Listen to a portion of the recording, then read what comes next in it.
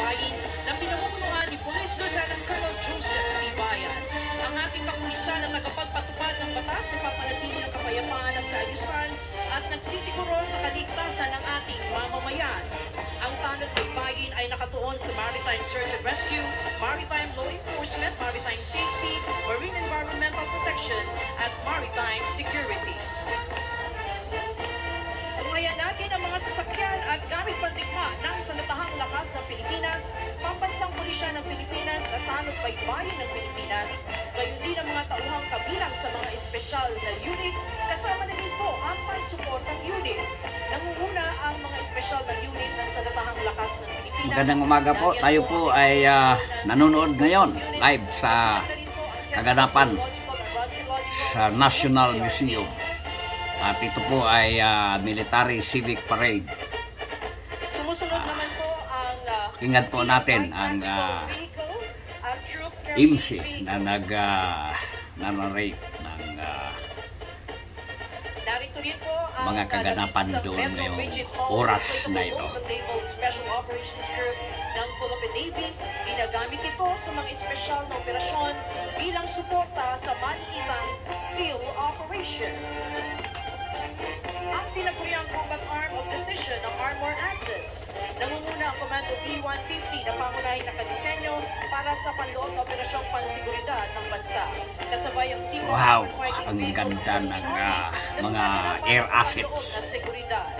Air assets ng ating bansa. At yan po ay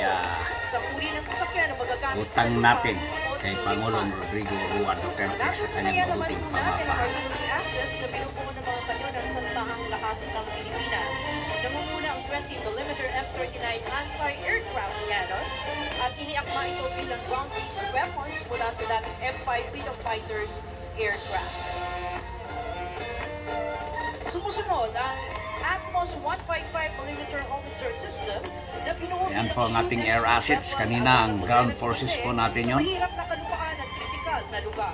Kontrolado ito ng electronic suit na may inertial navigation system based gun, laying method at automatic loader.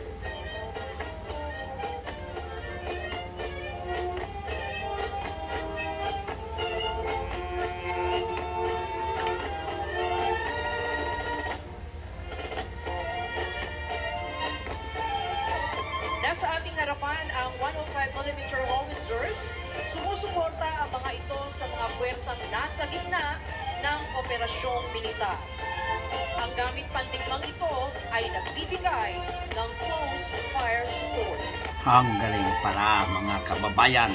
Kaya malakas na ang ating sandatahang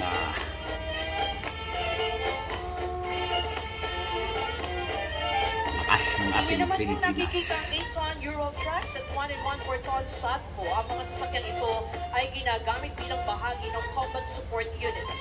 Gayon din sa panahon ng kagipitan, partikular sa humanitarian assistance and disaster response.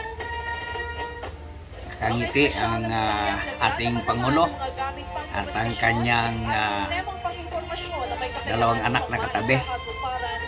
Masaya sila at ito na ang hudyat ng kanilang pamamahala sa ating bansa. Ang mga sasakyan naman po at kagamitan ng ating pambansang pulisya ng Pilipinas at tanod baybayin ng Pilipinas na pawang ginagamit sa iba't ibang larangan, seguridad at maging sa kampanya laban sa terorismo at humanitarian assistance and disaster response. Pinangungunahan ito ng PNP Highway Patrol na tinaguriang Guardian of the Highways na nakatuon sa operasyon sa lansangan para sa traffic safety at maging sa paglaban sa krimen.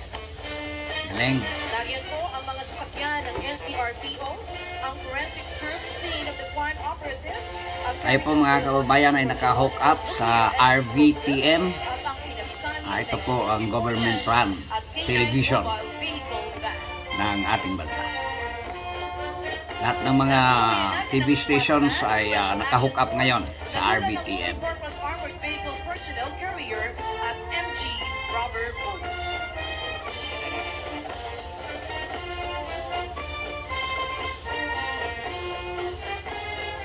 Mula naman sa tanod baybayin, nariyan ang bomb squad, ambulance at mga patrol cars.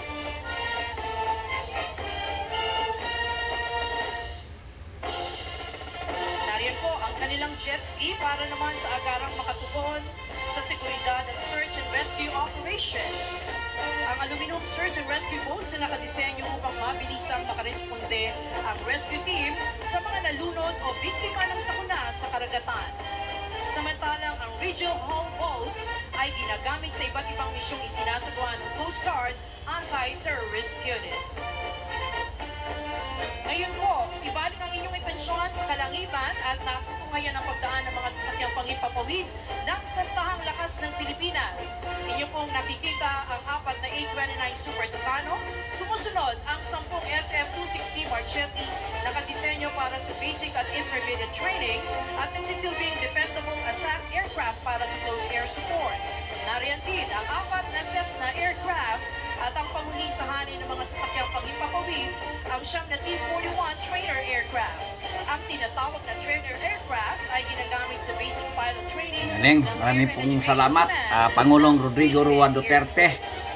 At pinatibay mo ang ating mga kapabilidad. Natunghayan ang ating sandatahang lakas, ang pambansang pulisya at ang tanod baybayin ng Pilipinas na maaasahan mapaanumang larangan saan man at kailanman.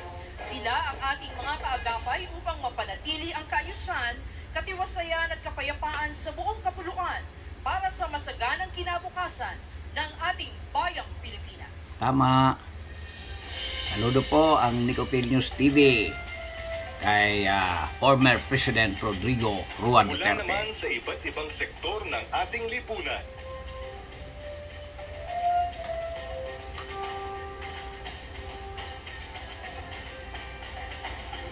Ang ating mga bayaning katuwang sa lalong pagpapaganda at pagpapaunlad ng ating bansa.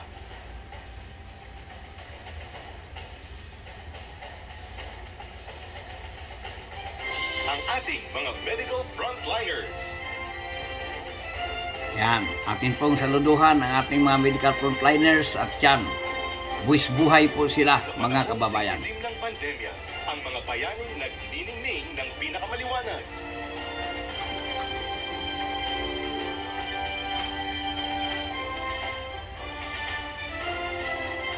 Sila ang ating mga medical at healthcare frontliners.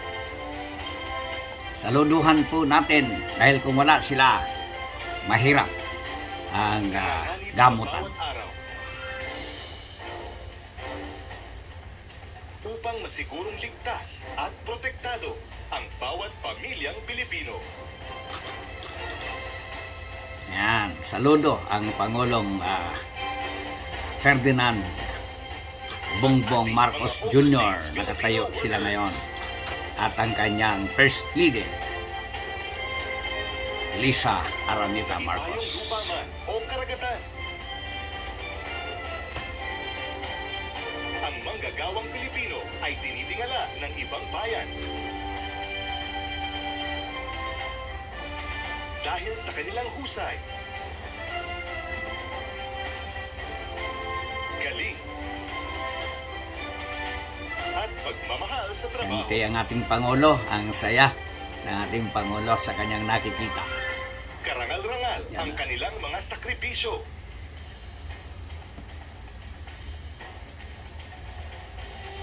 Malayo sa kanilang mga mahal sa buhay.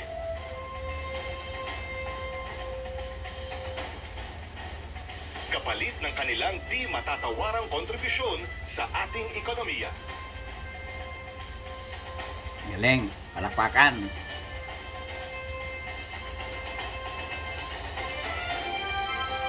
Mga atletang Pinoy. Palakpakan. Sa larangan ng palakasan.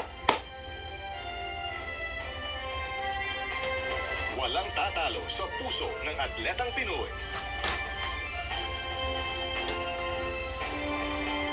Dugot pawis at sakripisyo mula pagkabata.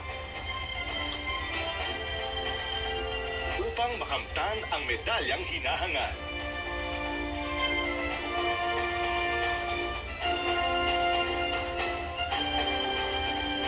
karangalang inyong dala para sa bansa,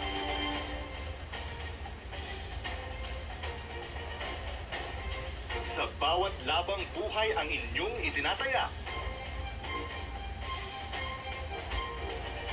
ay kabayanihang ating kinikilala.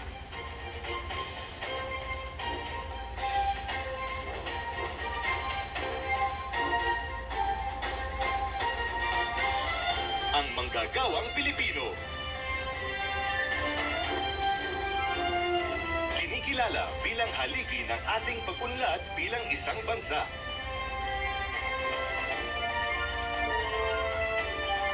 Ang kanilang pagpupunyagi at pagsisikap na maitaguyod ang pamilyang Pilipino. Saludo po ang Nicopil News TV sa mga manggagawang Pilipino. Anumang industriya o antas ng panunungkulan, ang bawat manggagawang Pilipino ay bahagi ng pagbabago.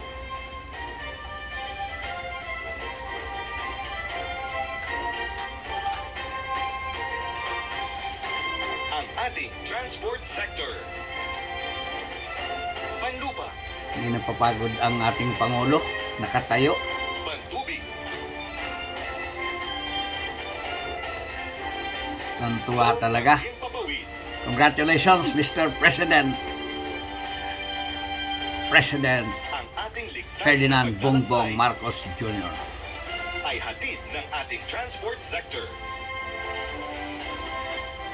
Mula sa mga tsuper, piloto, at flight attendants, o mga seafarers, at kapitan ng barko. Kay smile ang ating Pangulong pumapalakpak. Ay katuwang natin sa paglalakbay tungo sa maunlad na bukas.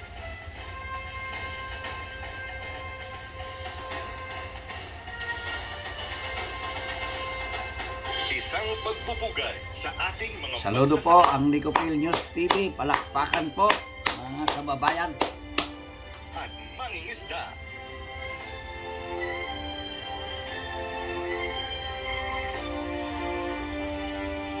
Kinikilala natin ang huwarang kontribusyon ng ating mga bayani sa pagpapaunlad ng sektor ng agrikultura.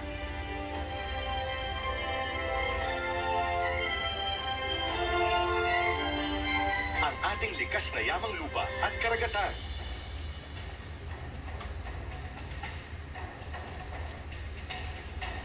Kasama ang mga makabagong teknolohiya.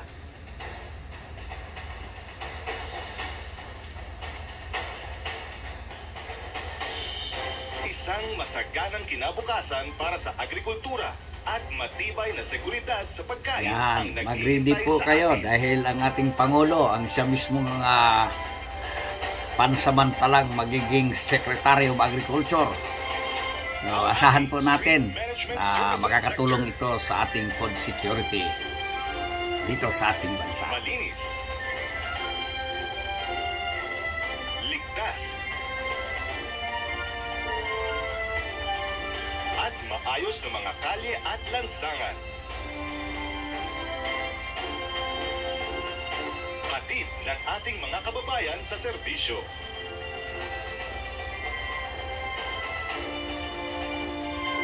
Sinisigurong malinis ang ating kapaligiran.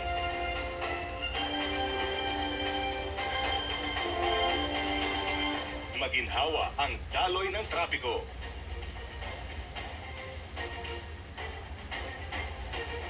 At ligtas ang Hindi ang ating tubigo Pangulo, sa daan. nakatayo.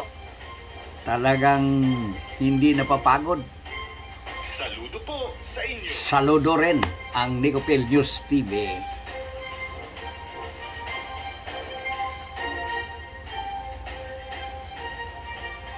Kaya palakpakan ng palakpakan ang Nicopil News TV.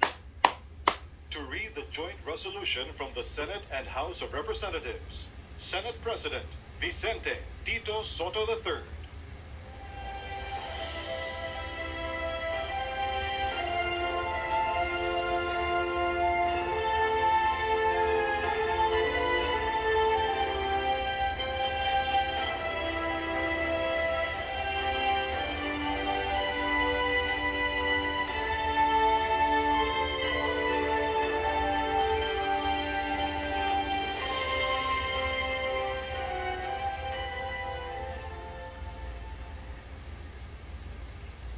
As the Senate President and co-chair of the joint public session of Congress that canvassed the votes for presidential and vice presidential candidates in the national elections held on the 9th of May, 2022, it is my distinct honor and privilege to join you in this historic occasion and read the dispositive portion of the resolution of both houses, which proclaimed the duly elected President and Vice President of the Republic of the Philippines.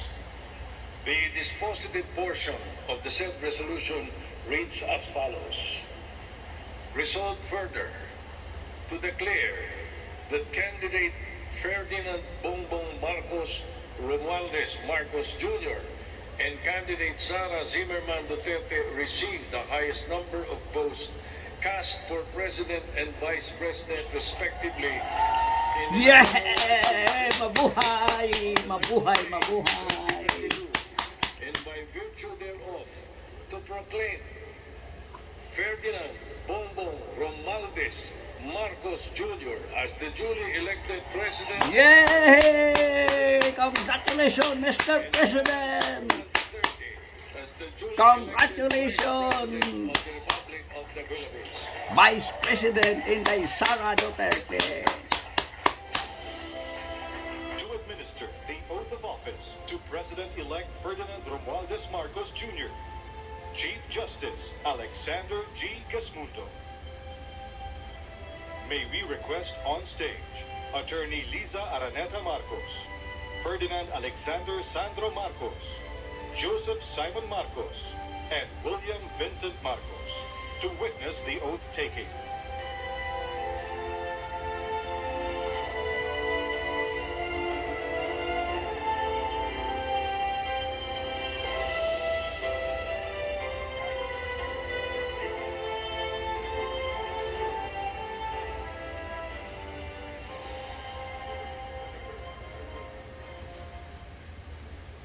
Mangyaring taas ang kanang kamay at wikain ang mga sumusunod. Ako, si Ferdinand Romualdez Marcos Jr. Si Ferdinand Romualdez Marcos Jr. ay mataimtim na nanunumpa. Natutuparin ko ng buong katapatan at sigasig. Natutuparin ko ng buong katapatan at sigasig ang aking mga tungkulin bilang Pangulo ng Pilipinas. Pangangalagaan at ipagtatanggol ang kanyang konstitusyon. Ipatutupad ang mga batas nito. Magiging makatarungan sa bawat tao. At itatalaga ang aking sarili sa paglilingkod sa bansa. Kasihanawa ako ng Diyos. Congratulations. Congratulations, Mr. President. Yeah!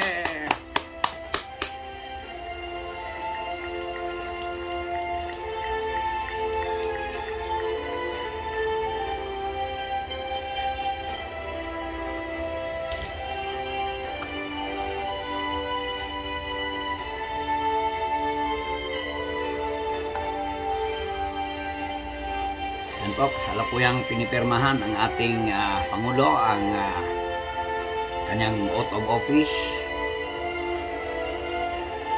Congratulations again, Mr. President.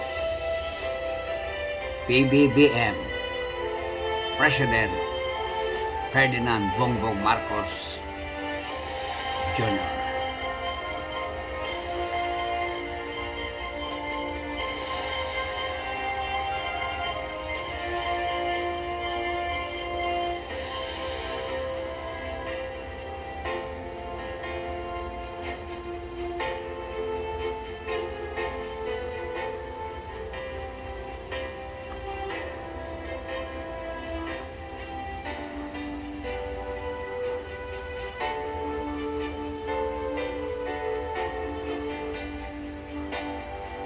Yan po, pinipirmahan na po.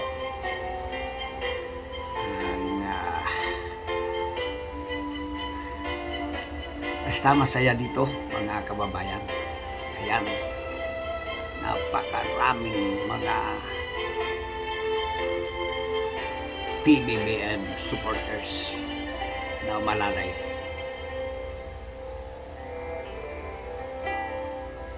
Tabayanan na lamang po natin ang kanyang mensahe.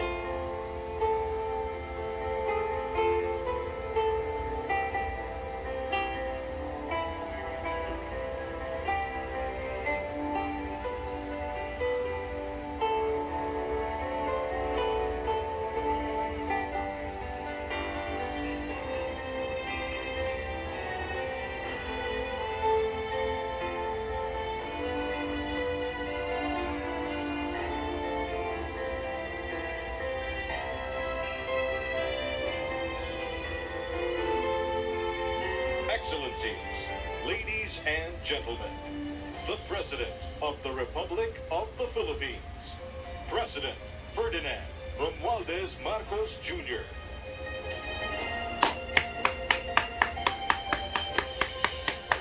Yeah! Tingnan po natin kanyang mensahe, mga kababayan.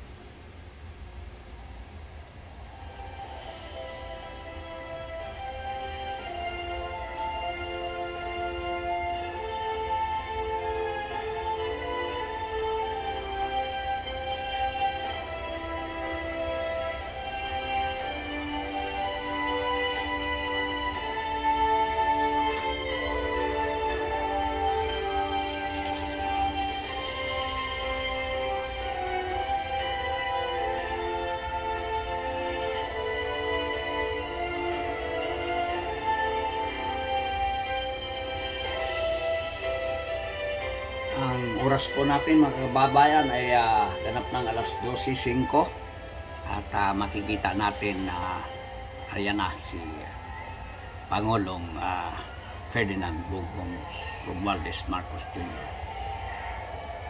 Tingnan po natin. Excellency David Hurley, Governor General of Australia, and First Lady Linda Hurley, Their Excellencies, Special Envoys, and Heads of Delegations, His Excellency, Most Reverend Charles John Brown, and the esteemed members of the Diplomatic Corps, Vice President Sara Duterte, Yeah! President Fidel Ramos, President Joseph Ejercito Estrada, President Gloria Macapagal Arroyo, Senate President Vicente Soto III, and the honorable members of the Philippine Senate, House Speaker Lord Alan J. Velasco, and the honorable members of the House of Representatives, Chief Justice Alexander Gesmundo, and the honorable justices of the Supreme Court, of course, First Lady Liza Araneta, Yeah! and my children, Alexander, Sandro, Simon, and Vincent. Yeah!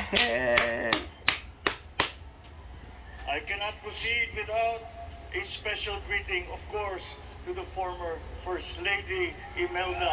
Yeah! Nandyan si Madam! Madam!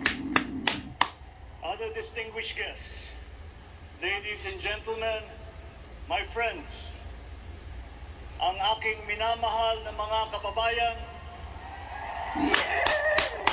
magandang tanghali po sa inyong lahat. Tanghali naman po, Mr. President.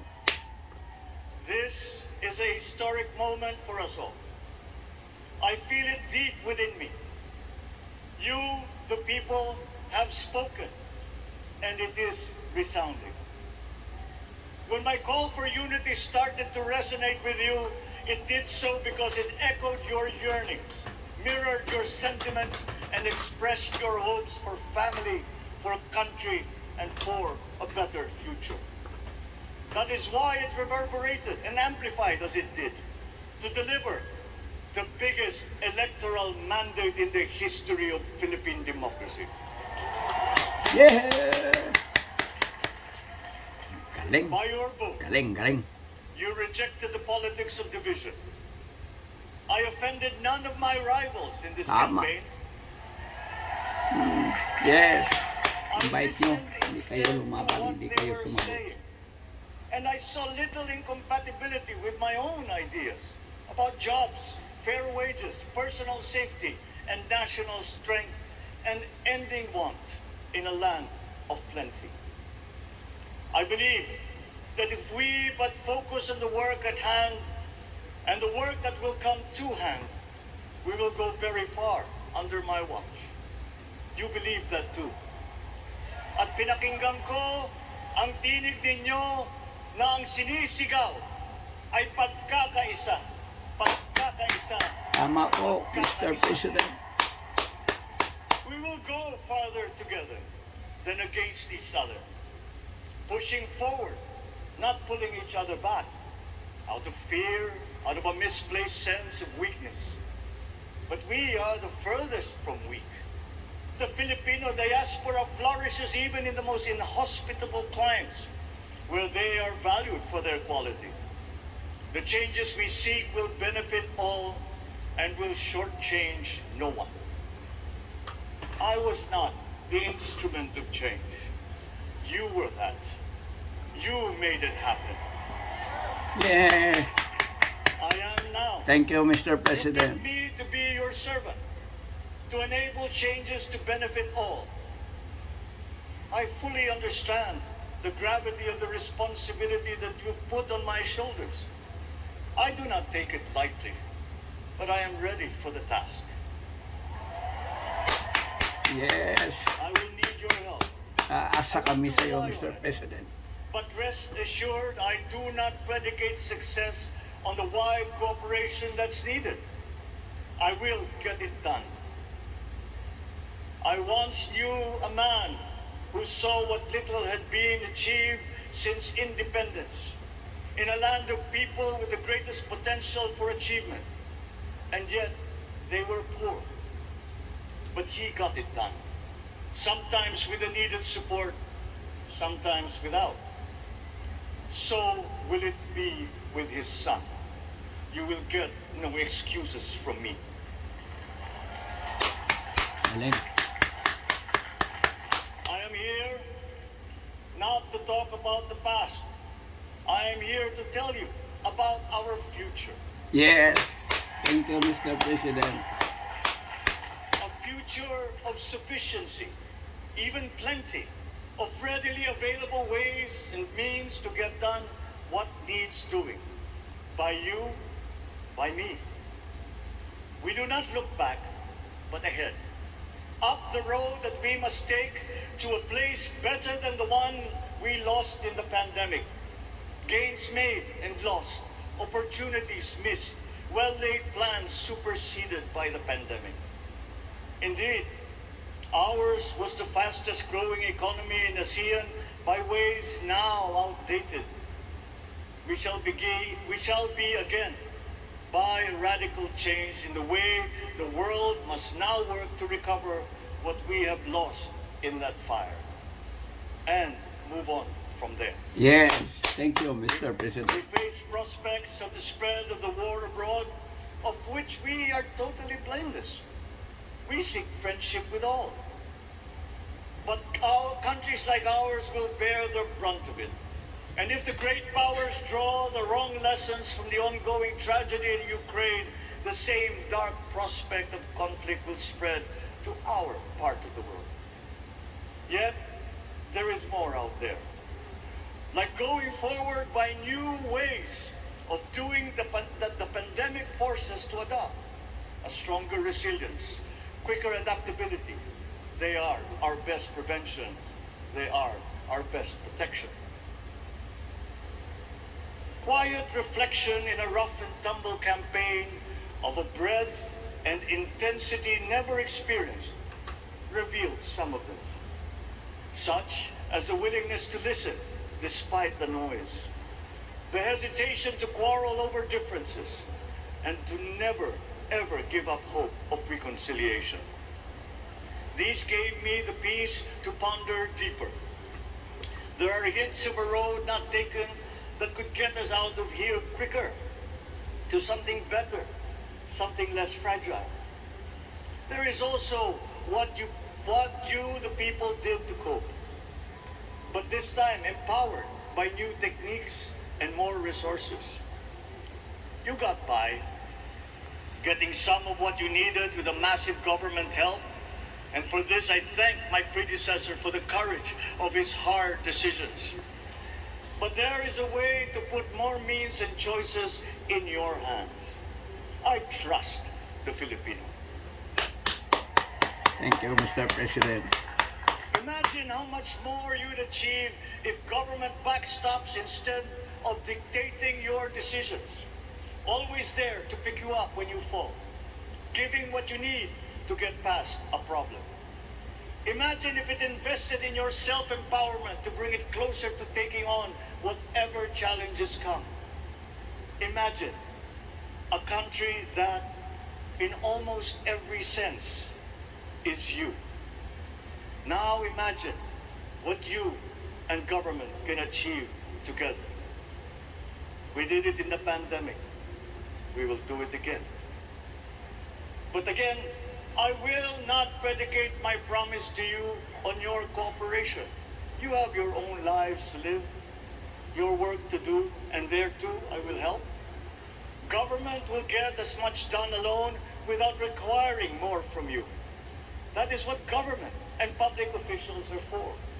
No excuses, just deliver. It was like that once upon a time.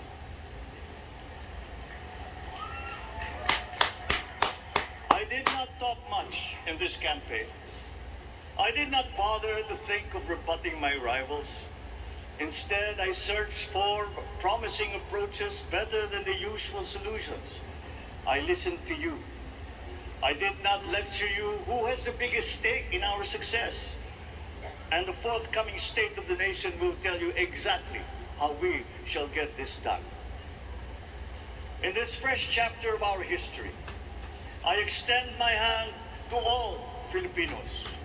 Come, let us put our shoulders to the wheel and give that wheel a faster turn to repair and to rebuild and to address challenges in new ways, to provide what all Filipinos need, to be all that we can.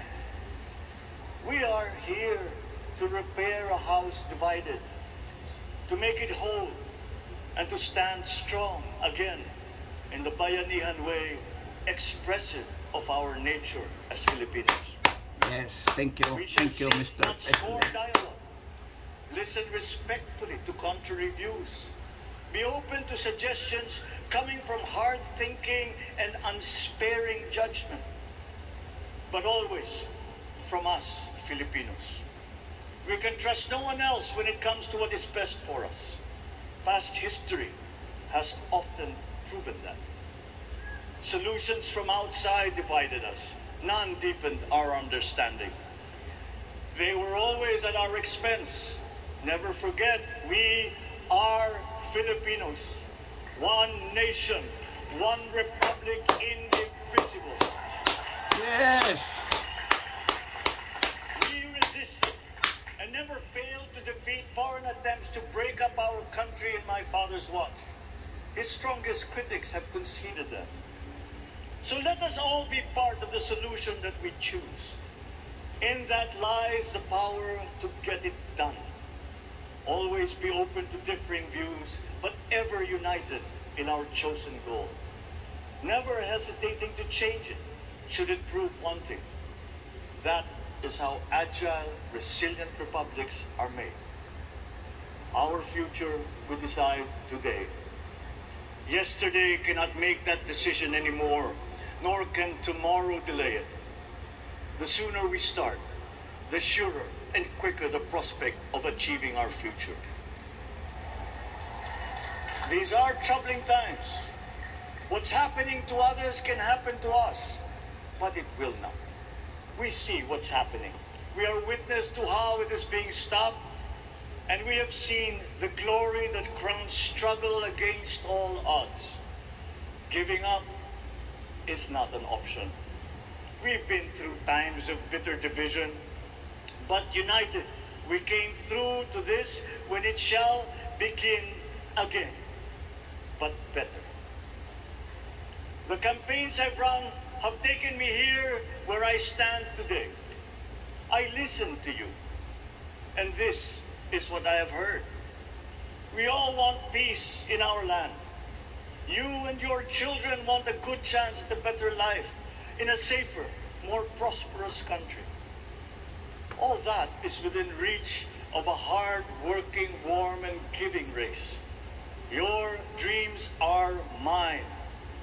Pangarap nyo ay pangarap ko. Yes, thank you. How can we make them come true? How can we do it together? But I will take it as far as anyone with the same faith and commitment can, as if it depended entirely on himself. Sa pangarap na maging mapayapa ang ating bansa, ang pangarap nyo ay pangarap ko. Yes, thank Sa you. pangarap na maging maunlad ang ating bansa, ang pangarap nyo ay pangarap ko. At sa pangarap na maging mas masinang ang kinabukasan natin at ng ating mga anak, ang pangarap nyo ay pangarap ko. Thank you, Mr. President. We are presently drawing up a comprehensive, all-inclusive plan for economic transformation. We will build back better by doing things in the light of the experiences that we have had, both good and bad. It doesn't matter. No looking back in anger or nostalgia. In the road ahead, the immediate months will be rough, but I will walk that road with you. The pandemic ravaged bigger economies than ours. The virus is not the only thing to blame. What had been well built was torn down. We will build it back better. The role of agriculture cries for the urgent attention that its neglect and misdirection now demands. Food self-sufficiency has been the key promise of every administration. None but one delivered. There were inherent defects in the old ways and in recent ways too. The trade policy of competitive advantage made the case that when it comes to food sufficiency, a country should not produce, but import what other countries make more of and sell cheapest. Then came Ukraine. The most vulnerable when it comes to food are the countries furthest away from the conflict, those bearing no blame for provoking it. Yet they face the biggest risk of starvation. If financial aid is poured into them, though it never is, there is nothing to buy. Food is not just a trade commodity. Without it, people weaken and die.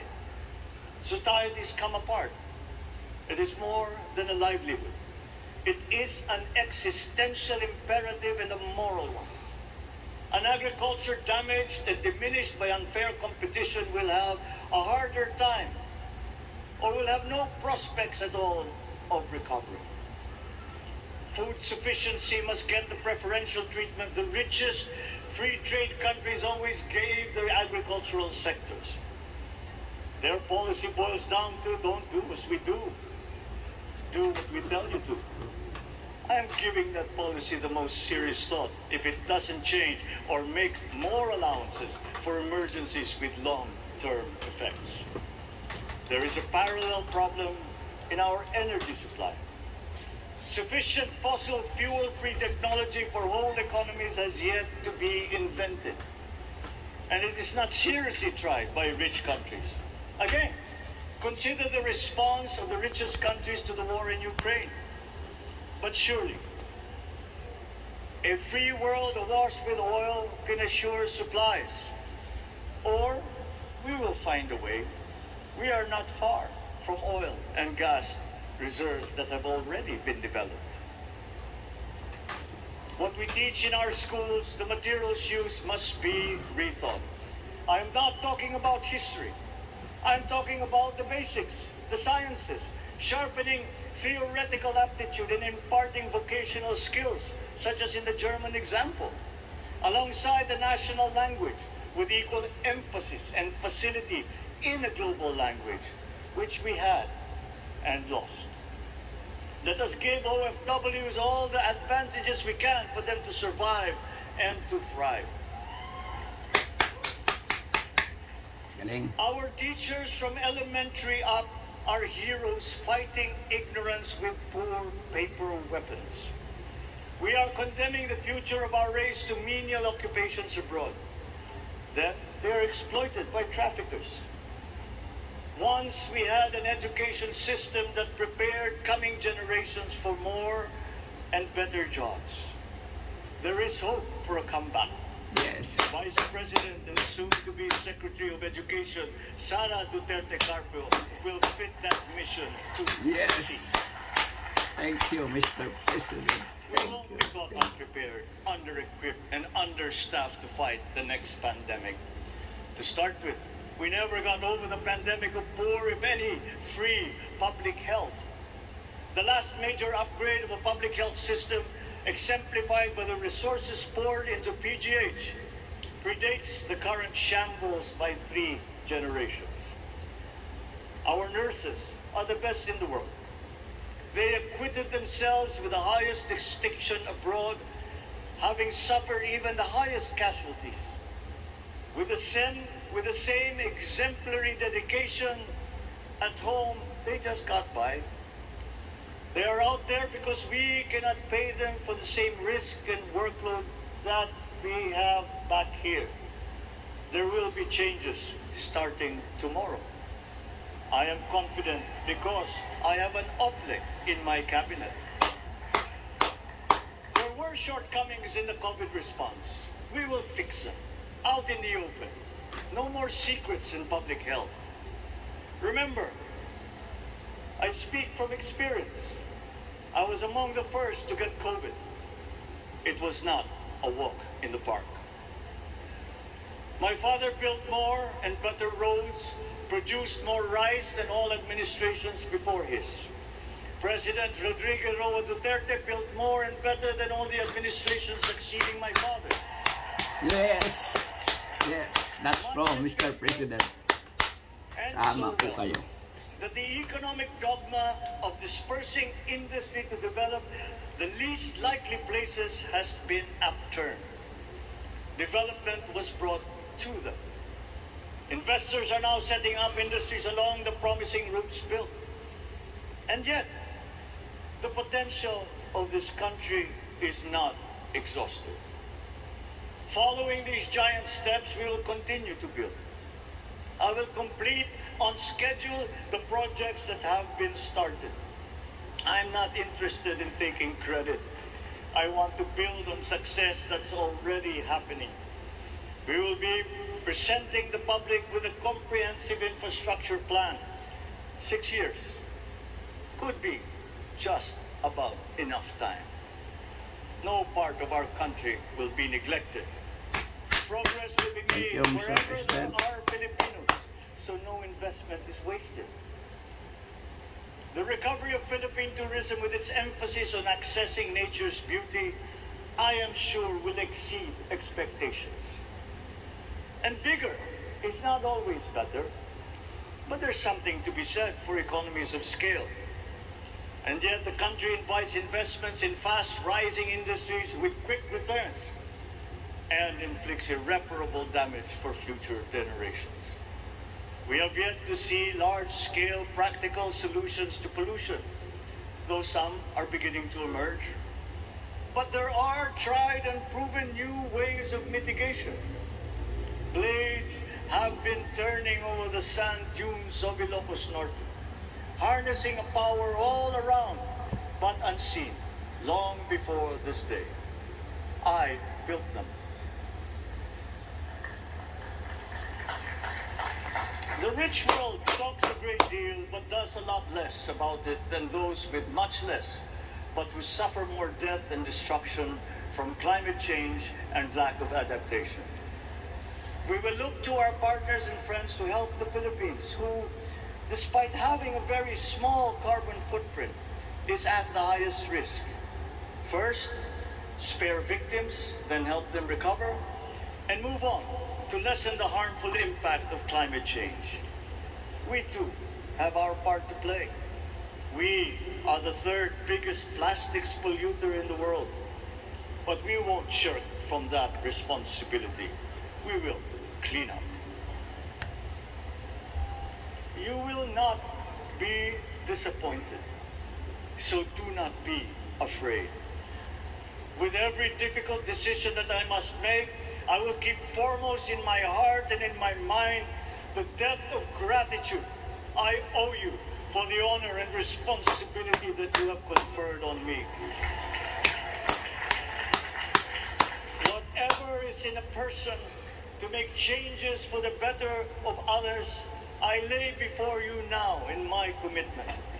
I will try to spare you. You have your other responsibilities to carry. But I will not spare myself from shedding the last bead of sweat or giving the last ounce of courage and sacrifice. And if you ask me why I am so confident of the future, I will answer you simply that I have 110 million reasons to start with. Such is my faith in the Filipino. Galing. Salamat po, Mr. President. Believe, have hope. The sun also rises like it did today and as it will tomorrow. And as surely as that, we will achieve the country all Filipinos deserve. God bless the Philippines. God bless our work. Thank you, Mr. President. Yan po ang talumpati ng ating mahal na Pangulong Ferdinand Bongbong Marcos. Mabuhay ang Pilipinas. Mabuhay po kayo, Mr. President, at ang iyong buong pamilya. Magandang tanghali po. Magandang tanghali po.